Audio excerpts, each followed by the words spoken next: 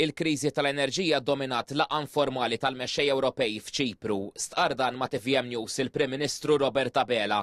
Dr. Abela qal li mid-diskussjonijiet tal-mexxejja Ewropej ħareġ li rispettivament mid-deeskalazzjoni fil-Lvant Nofsani jekk hix sa tirrisolvi ruħha dik tal-prezzijiet tal-enerġija is-sitwazzjoni li sa tieħu fit-tul ħafna. Saħaq li dan hu mument li jeħtieġ tmexxija soda, kompetenti u esperjenzata.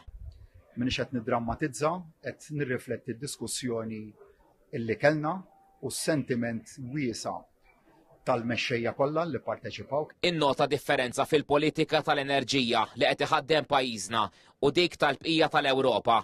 Irrefera s-sussidji tal-fuels u id-dawl.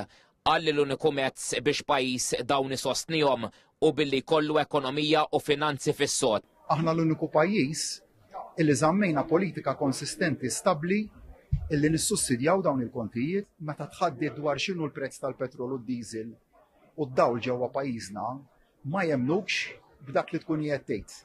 U tara li fil-waqt li pajjiżi jitħattu dwar li jixtiequ jikkupjaw il-politika tagħna fis-settur tal-enerġija mhumiex f'għada li jagħmluha. Intant f'Ċipru wkoll il-Prim Ministru Robert Abela u l-mexxejja ta' Ċipru, il-Greċja u l-Italja ppubblikaw dik li hija stqarrija konġunta dwar il-migrazzjoni. Semmew fil-fatt anke diversi miżuri li possibbli jistgħu jittieħdu biex jevitaw anke kriżi simili għal dik tal-2015.